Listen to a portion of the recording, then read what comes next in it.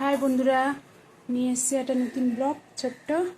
আমি ভাত বসিয়ে দিয়েছি, এদিকে কড়া বসিয়ে দিয়েছি, কড়াতে তেল দিয়ে দিয়েছি। আজকে মেনু শুরু করছি।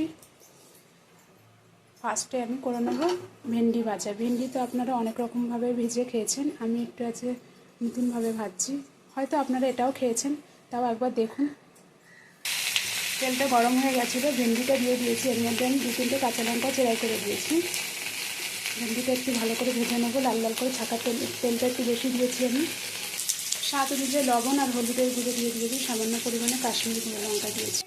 এদিকে আর একটা কড়া বসিয়ে দিয়েছি, কড়াতে তেল দিয়ে দিয়েছি। তেলটা গরম হয়ে গেছে, ফোড়নে পেঁয়াজ দিয়ে দেবো। এখানে আমি বানাচ্ছি ঘন ডাল, একটু পেঁয়াজটা বেশি পরিমাণে দেবো, এই ডালটাতে লাগে। পেঁয়াজ আর কাঁচা লঙ্কাটা দিয়ে দিয়েছি, পেঁয়াজটা একটু ভেজে নেবো।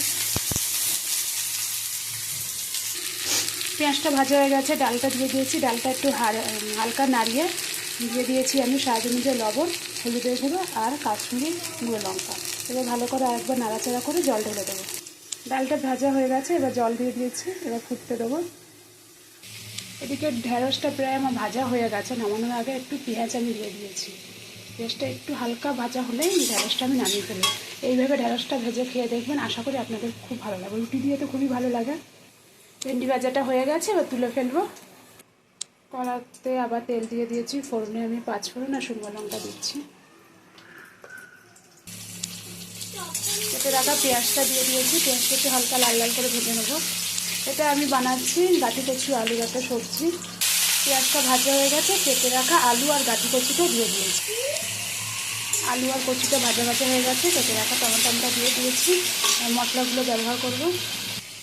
মশলাগুলো দিয়ে দিয়েছি। এখানে আমি স্বাদ অনুযায়ী লবণ দিয়েছি, হলুদের গুঁড়ো দিয়েছি, কাশ্মীরি গুঁড়ো লঙ্কা দিয়েছি, আর হচ্ছে আপনার আদা আর জিরে বাটা দিয়েছি। এবার ভালো করে কষাবো যতক্ষণ না মশলা থেকে তেল ছাড়ে। দেখুন ভালো করে কষিয়ে নিয়েছি, মশলা থেকে তেলও ছেড়ে দিয়েছে। এবার জল দিয়ে দেবো। ঘন ডালটা আমার হয়ে গেছে, এই যে নামিয়ে ফেলেছি।